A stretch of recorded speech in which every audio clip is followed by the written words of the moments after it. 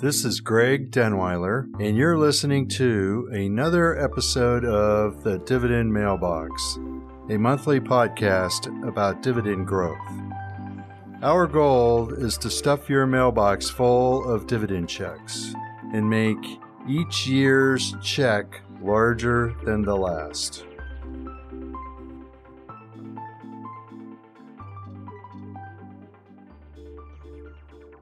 Welcome to episode 23 of the Dividend Mailbox. Today we have a new investment idea, and it's going to come from the banking sector. And one of the reasons why we're going here right now is because, especially in the regional bank space, some of them have gotten cheap, and the whole group has sold off by a fairly significant margin. So we've got one that we want to present to you, and we'll go through the reasons why. And in the past, we've stayed a little light there in the banking sector, but I think you'll enjoy this idea, or at least it'll give you something to think about. And then we're going to go into why we sold a third of the Clorox position recently. And then we'll finish with a listener question about cash.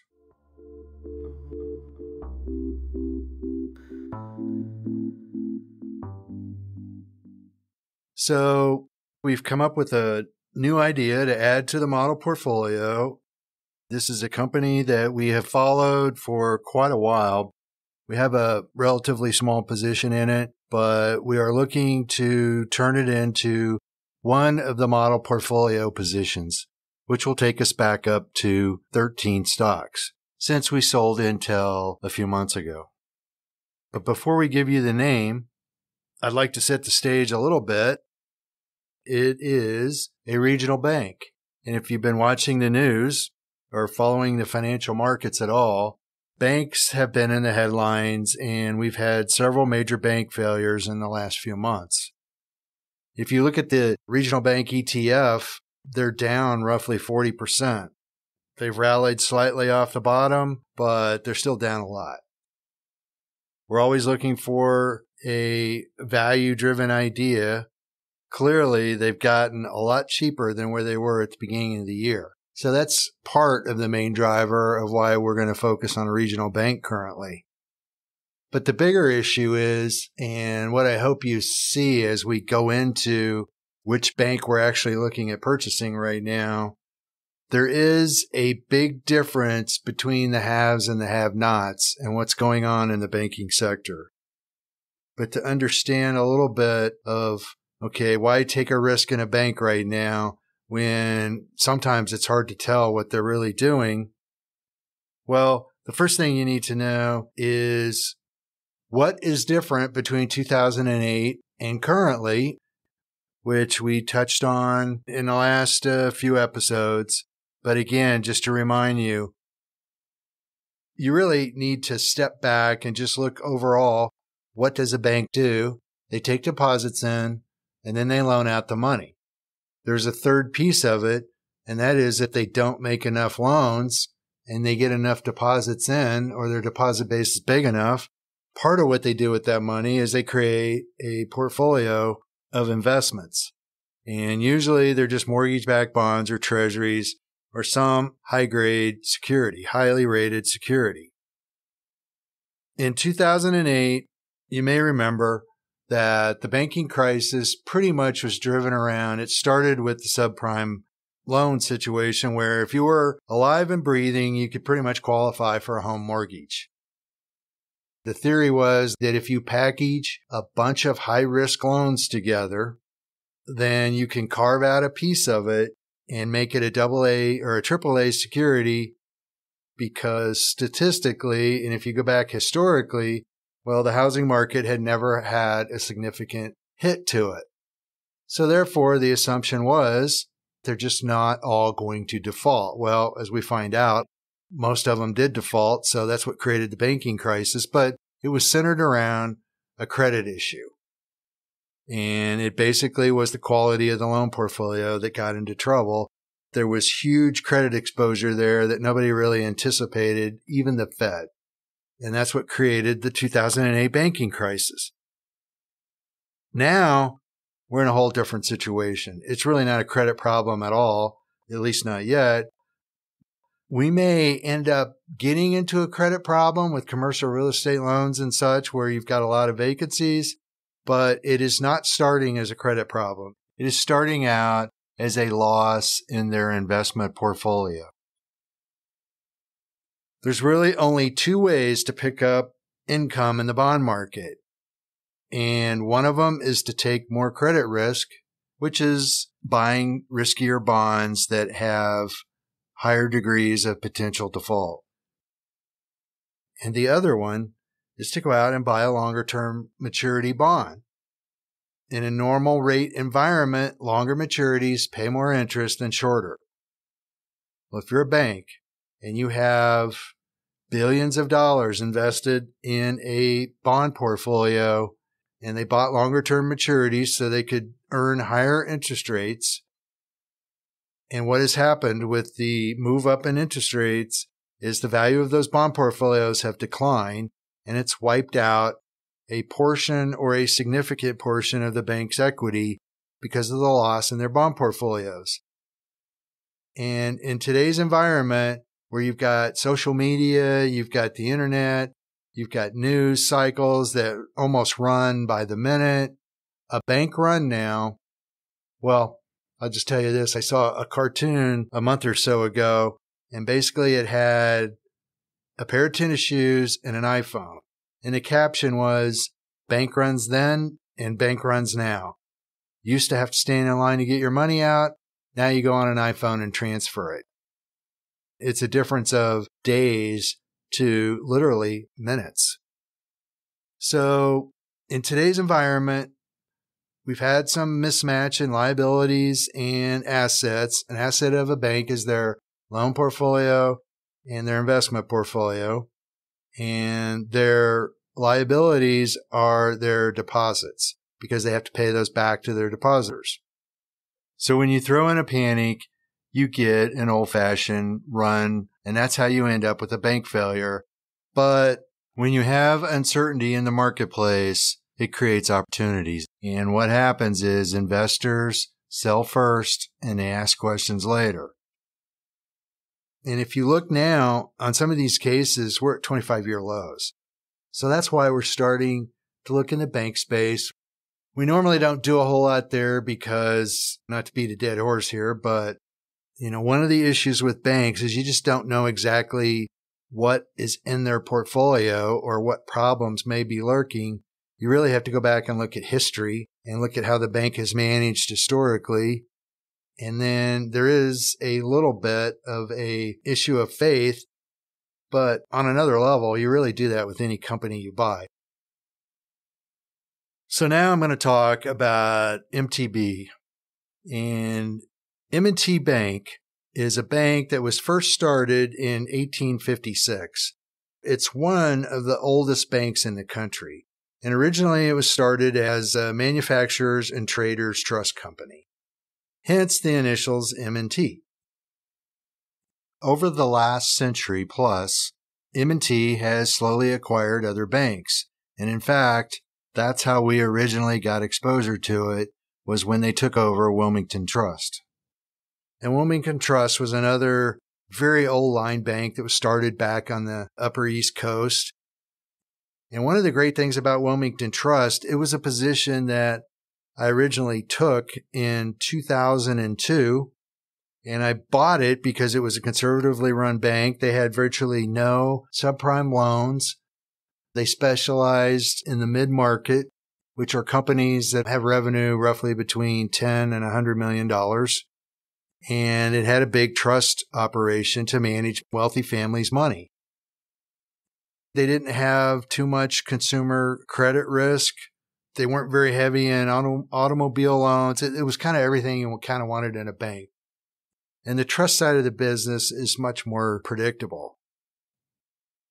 It really was a case of this is the bank that you really wanted to work with, and that became their demise. Because what happened in these mid-markets as you approach 2008, they would work with these regional like home builders, car dealers, family businesses.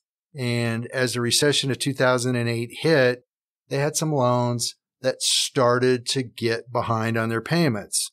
And what you would hope would happen is if you have a banking relationship, you want a bank that will work with you. And when you have some cash flow issues, that they're going to be a little flexible. And that's exactly what they were trying to do. But as things deteriorated in the overall economy, and as the banking situation continued to decline, the FDIC literally came in on a weekend and said, you have too many loans that are in arrear. They're not current in their payments. Therefore, they forced them to merge with another bank.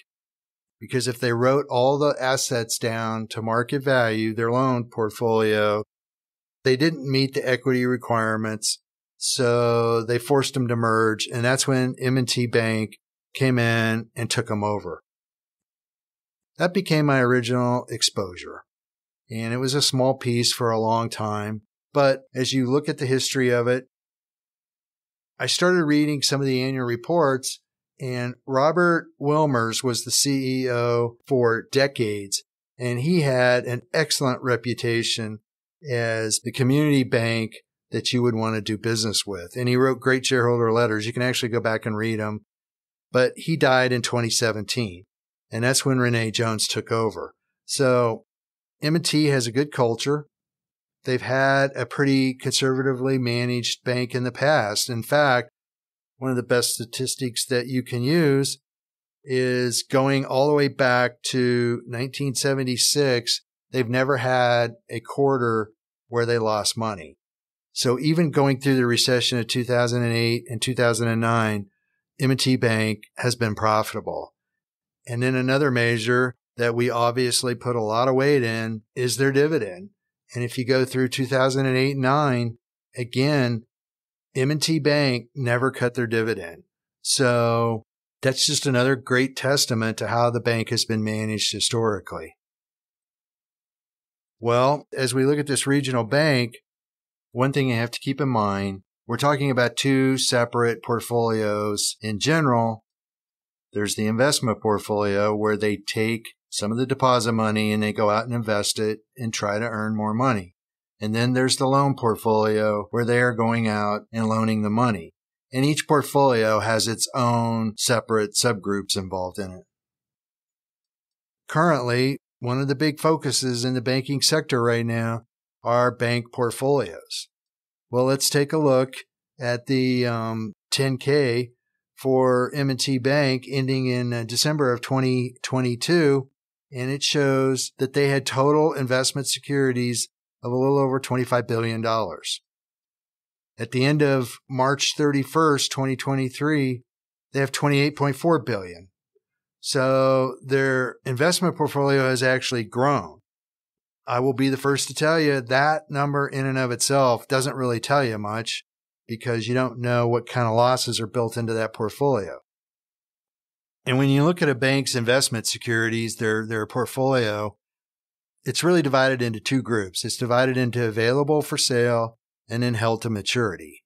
And from an accounting standpoint, it's a significant difference because what a bank puts in the available for sale, what they call mark to market, and they're showing the current value of the portfolio each quarter. The held to maturity section there, because the bank's intentions are to hold them, they don't have to mark them to market.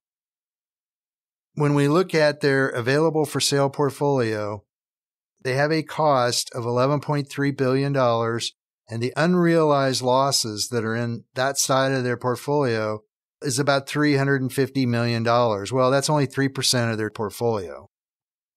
If you look at the held to maturity part of their bond portfolio, they have $16.2 billion, and the unrealized losses are just slightly over $1 billion. So that's about 6.3%. The combined value of the investment portfolio is down about 5%. So that number is fairly small considering the interest rate increases that we've had. And a lot of these other banks have had portfolio losses that are 15, 20% or more.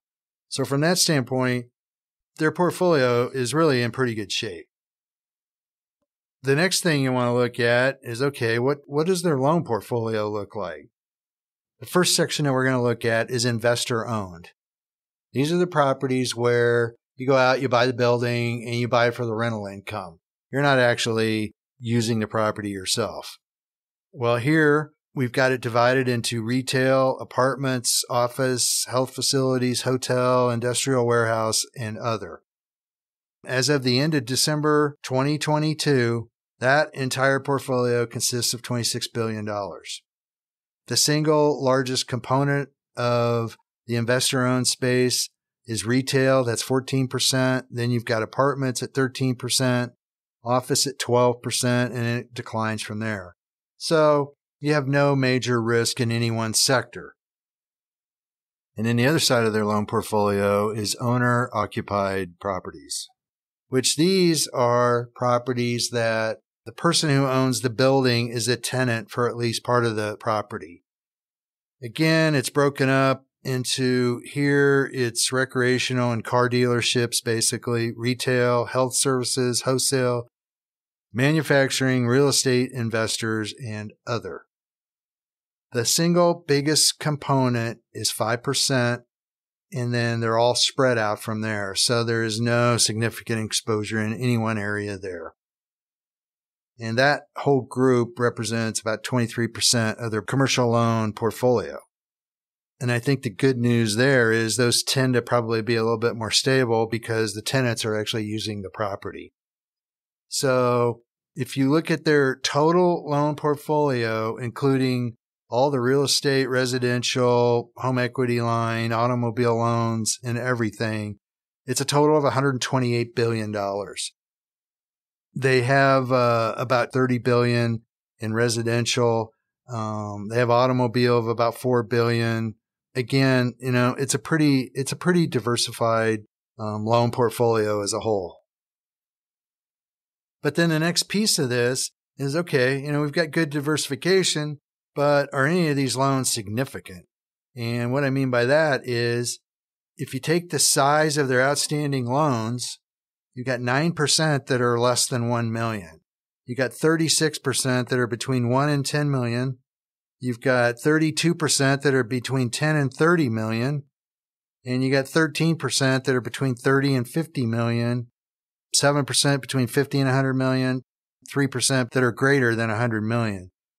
So they do not have significant loan exposure in any one loan, which is another, I think, good sign. Because if a bank has concentration in some really large loans and just one of those loans becomes distressed or defaults, then a single loss can really affect a bank's assets. And that is sometimes how bank runs get started. So I think we've pretty much shown here that they're in decent shape, as good as you could hope. And their portfolio is fairly well diversified and the bank is reasonably healthy.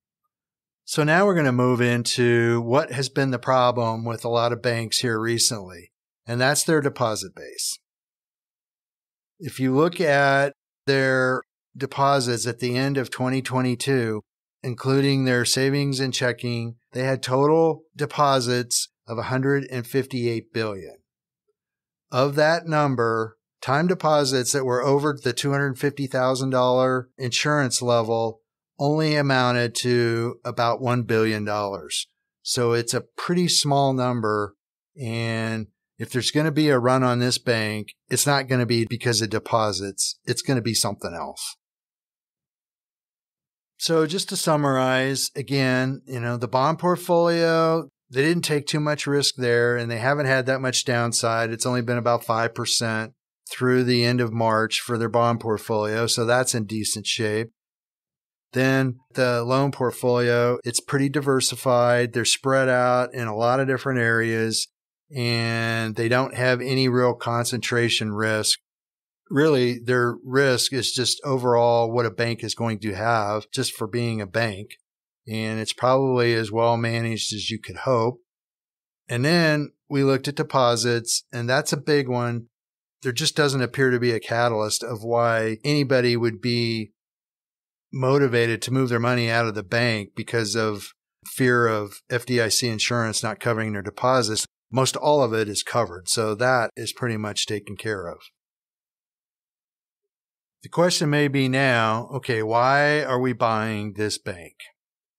As I first mentioned, just the whole entire banking sector has taken a pretty hard hit. And in this case, M&T Bank is no exception.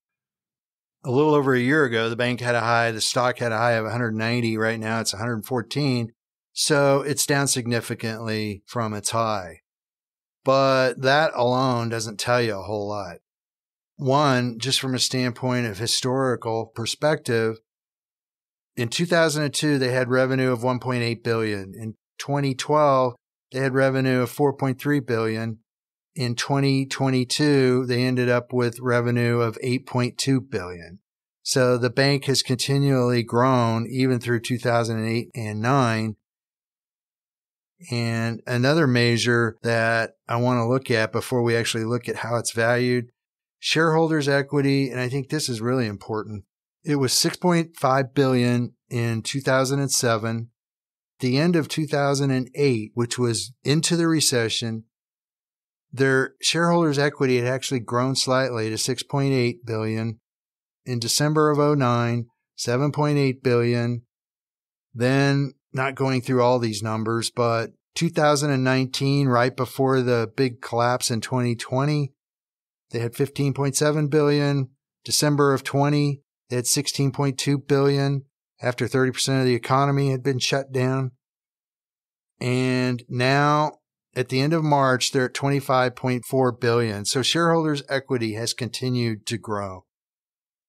Shareholders' equity is really important because that's how they support their loan portfolio. And a bank makes most of its money through their loan portfolio. And it's a strong signal when they're able to grow it even through recessions. Now let's look at how it's valued. The big measure for banks one of the big measures is price to book. And right now, book is around $137 per share. In the last 25 years, the average for M&T Bank has been 1.7 times book. If you look at the past 5 years, the average has been 1.34. The high was 2 times book, and the low was 0.78. Currently, it's just a little over 0.80. And even if you take it out to the past 25 years, we're really close to a 25-year low on how the stock is valued currently. And if you look at earnings, in 2002, they earned $4.90, a little over $4.90.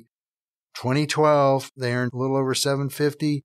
2022, around $11.50. And the estimate for this year in 2023 is a little over $16.50 a share. So you've had really good earnings growth. And based on its current earnings projections right now, the stock is only trading at about between 7 and 8 times earnings. From an earnings standpoint, it's pretty cheap, but obviously earnings are more volatile. The great thing about price to book is book value doesn't change too much from quarter to quarter or year to year. It's a much slower moving number. So I think it's some comfort that is also trading extremely cheap. But why are we buying the stock? Well, we want the dividend.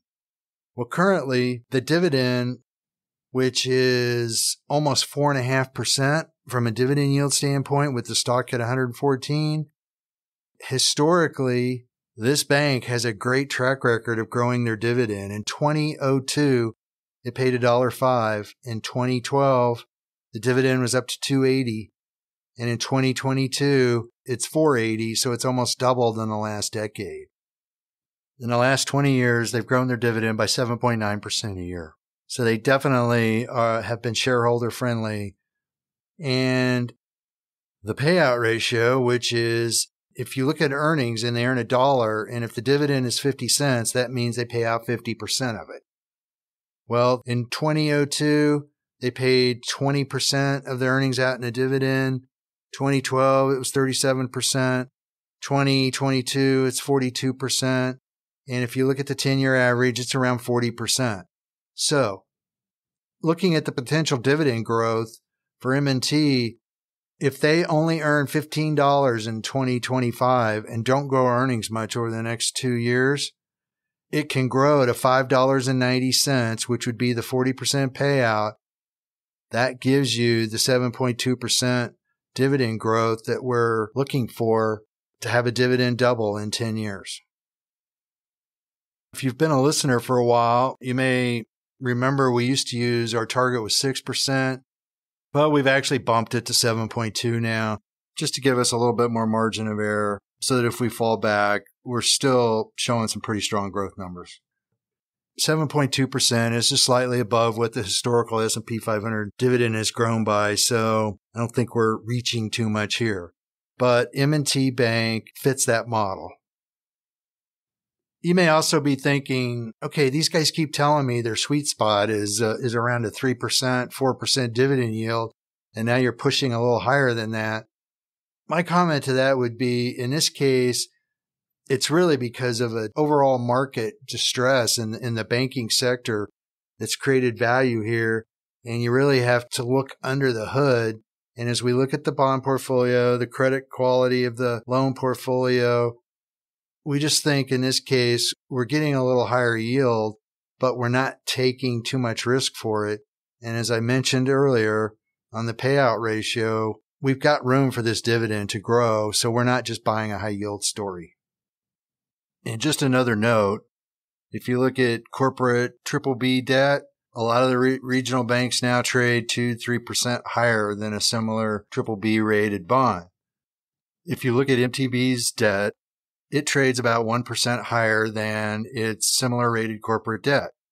So that's a strong indication that the market is a little more confident in their portfolio.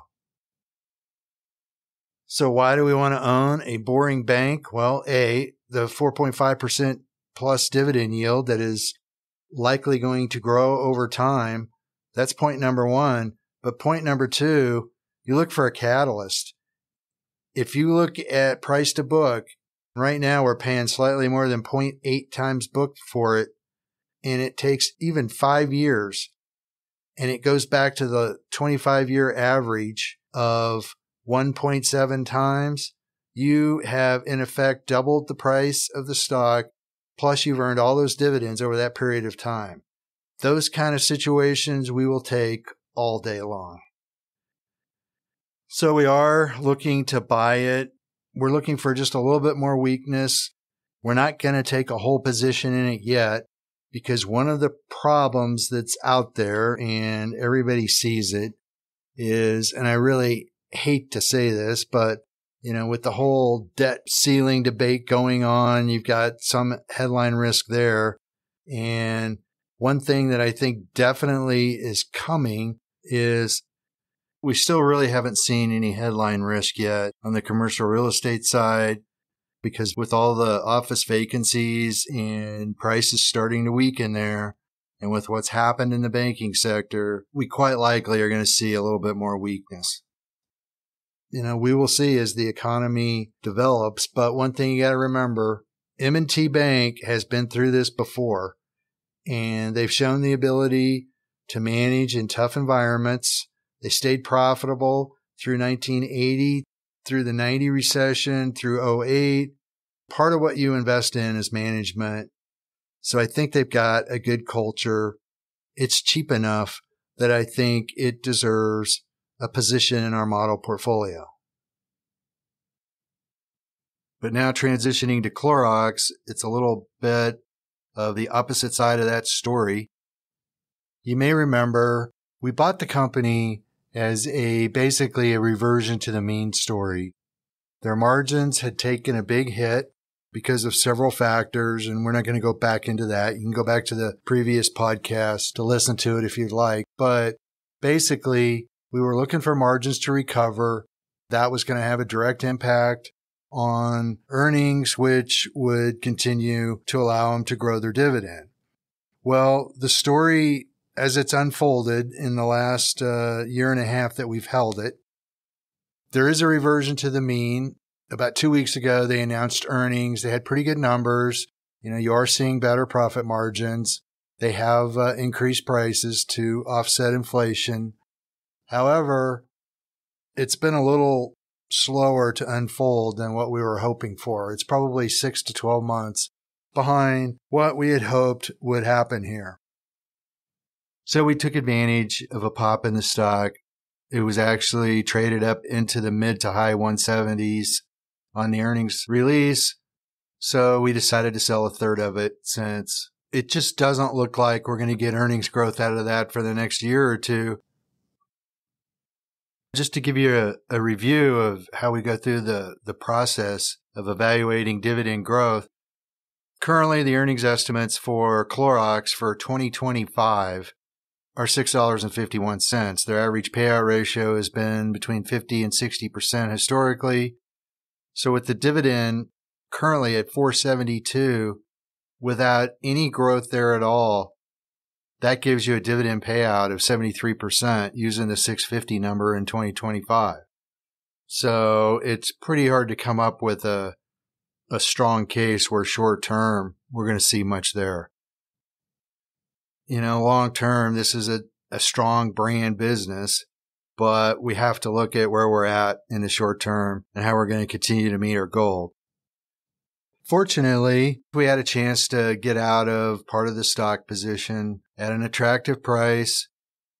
We bought the first position in October of 21, so we've had it for a year and a half. We bought it at 160, then we did add to it a few more times all the way down to 137. So even if you just use the 160 number, selling it at 173, total return has been about 7% on it. And that's versus the S&P that's had a loss for that same period of about 2.5% on a total return basis. So the good news is we are beating the market, and on parts of it that we own, we are in better shape. But again, we're not trying to beat the S&P 500 over a 6-month, 1-year, 2-year period. In the end, we're after dividend growth. So that is where our discipline comes from.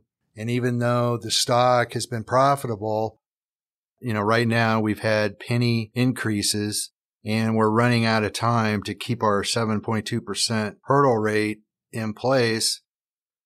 So we wanted to free up capital. But the reason why we've left really 2/3 of the position in there is because that takes it down now to where it's not such a weight on the portfolio. But, it does still pay almost a 3% dividend, and it is a pretty consistent, predictable company. If they get the reversion to the mean, they can start to play catch up, but we don't want to take the risk with the entire position. That's why we decided to sell part of it. MTB, we think right now is a much better candidate, so that's where we're looking to move some of the cash over to. Where we've got a much better dividend yield. It is a little higher risk story. However, it's also got much more room for dividend growth. So I hope that kind of helps you, give you a quick overview of how we apply our dividend growth strategy as we go through the market conditions over time. So now let's turn to a listener question, something that is possibly on the minds of a lot of people. And actually, we're experiencing a little bit of it ourselves because we do have about 15% of our model portfolio. It's in cash right now, and it's earning almost 5%. So this is the question that we picked for this month. Why not take 5% from a 6-month treasury right now, earning a little more than 5%, and just not even mess with worrying about what happens in the stock market right now with the banking scenario, with the debt ceiling. Are we going to go into a recession? 5% seems like a great alternative. My answer to that will be, I'm going to take you back to when I started in the business. We're going all the way back to 1979. The competition from bonds was, I'll just give it to you straight. When I was calling people trying to get them to invest in the stock market, the yield on the S&P 500 roughly was 5% back then. And money markets were yielding anywhere from 14 to 18% because interest rates were so high. 10-year treasuries were yielding up around 12%, I believe, at that point. So it became obvious, why in the world would I want to buy a stock? Well, the answer was, and I've said this before, you should have mortgaged your house, sold your kids, put anything you could into the stock market, because for the next 4 decades, we had a phenomenal run in the market. The 1980s, 1990s, you were earning well over 10% a year in the S&P 500 over time. And it was an unbelievable opportunity to invest at that point. Now, I will tell you, you have to compare apples and apples. And that is, you started at a point in 1980 when the market was trading much cheaper.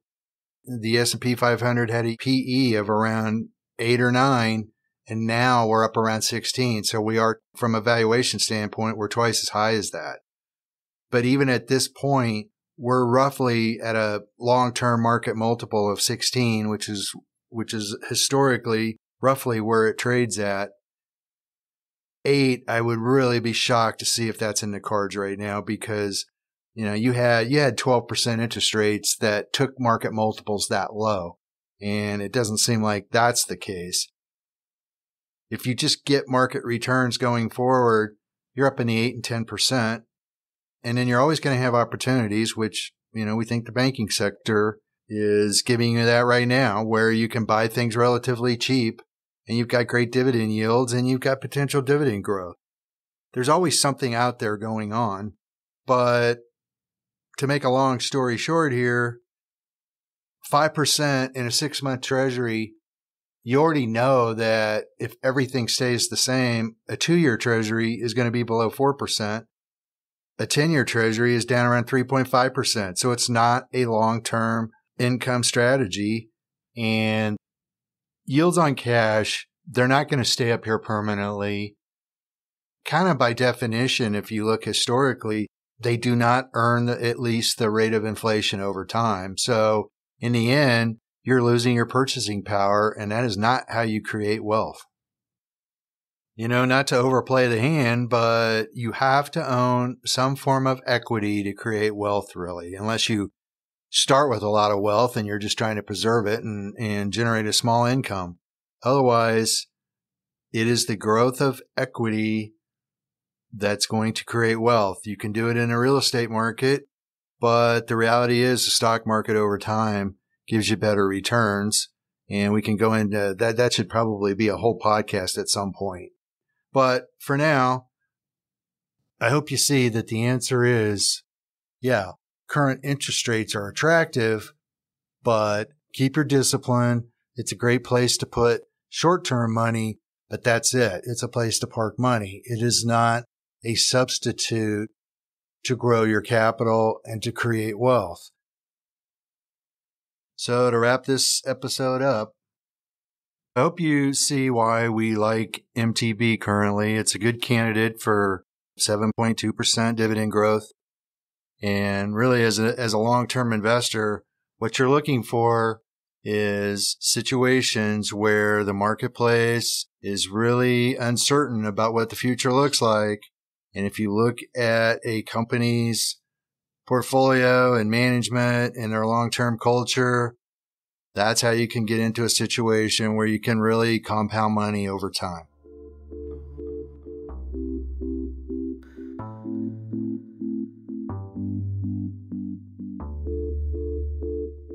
If you enjoyed today's podcast, please leave us a review and subscribe. If you would like more information regarding dividend growth or our investment strategy, please visit growmydollar.com. There you will find previous episodes and also our monthly newsletter. If you have any questions or anything to add to today's episode, please email Ethan, ETHAN, at growmydollar.com. Past performance does not guarantee future results. Every investor should consider whether an investment strategy is right for them and all the risk involved. Stocks, including dividend stocks, are volatile and can lose money. Dunweiler Capital Management may or may not have positions in the publicly traded companies mentioned herein.